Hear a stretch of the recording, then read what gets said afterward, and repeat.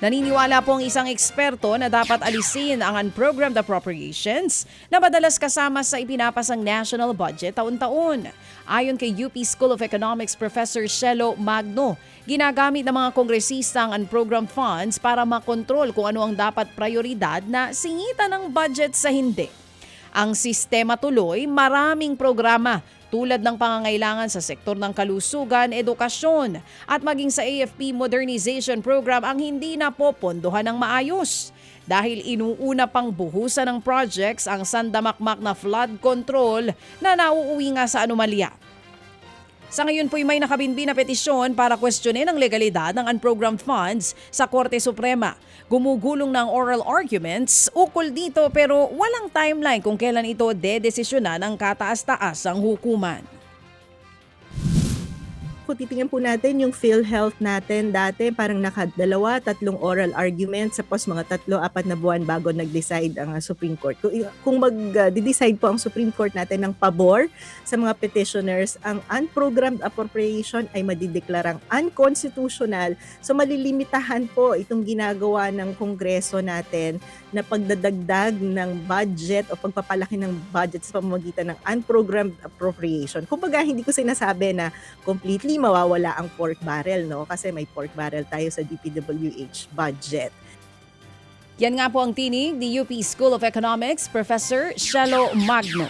Kinumpirma naman ng Department of Migrant Workers na mahigit 5,000 Pinoy seafarers ang stranded ngayon sa Persian Gulf dahil sa giyera sa Middle East. Ayon kay DMW Secretary Hans Leo Kakdak, isang buwan ang stranded ang mga Pinoy dahil walang ibang rutang pwedeng ikutan o daanan ang mga sinasakyan nilang barko paalis sa rehiyon.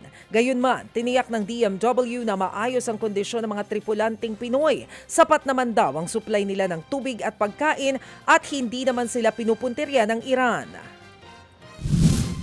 Maliban na lamang sa yung inatake noong mga 4 weeks ago, yung tugboat kung saan nawawala isa pa nating tripulante, sa Strait of Hormuz mismo ito, hindi sa Persian Gulf or sa Gulf of Oman. Pero yung mga nasa Persian Gulf, wala tayong nakikitang anumang sign na may pangamba, na may threat na sila, may banta na sila ay aatakihin ng Iran.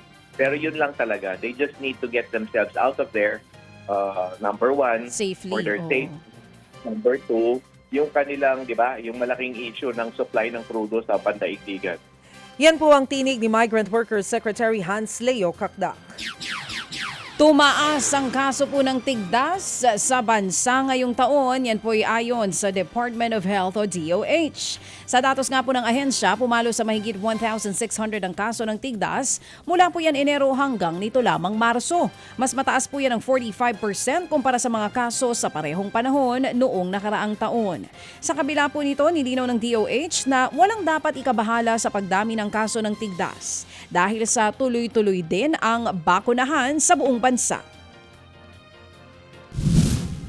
Kung tayo po ay magpapabakuna at yan po yung ongoing na ating routine immunization, tapos yung parating na ating tinatawag na phase 2 na MRC, hindi po yan dapat ika-alarma. Pero dapat po siya ay pansinin. Napapansin kasi namin mas natatakot dun sa mga fake news na di umano, meron daw BA 3.2 na COVID-19 na sinabi na namin na fake news yan.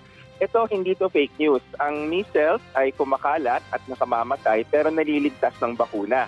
Kaya dapat ito yung pinag-uusapan.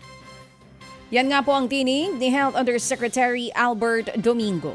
Samantala, mas tumaas naman ang bilang ng mga hindi nababayarang utang sa bangko nitong Pebrero. Base sa datos ng Bangko Sentral, umabot sa 3.33% ang non-performing loan ratio o NPL noong Pebrero na mas mataas kumpara sa 3.31% lang noong Enero. Katumbas yan ng mahigit 553 billion pesos na utang na hindi pa rin nababayaran ng mga umutang sa iba't ibang bangko.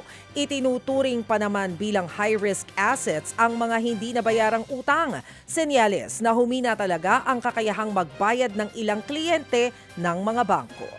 Mga kapatid, para sa iba pang mga balita at impormasyon, sundan niyo po kami sa X, Instagram, Facebook at syempre sa TikTok, True Network Mag-subscribe din po kayo sa aming YouTube channel, True Network. May website din po tayo, truenetwork.ph, at pwede nyo rin po kaming mapanood sa Channel 19 ng aming True FM TV. Lagi pa rin makinig sa radyo dito po sa 105.9 True FM dahil ito, laging true sa'yo, kapatid. Dito tayo sa totoo, tunay at tapat.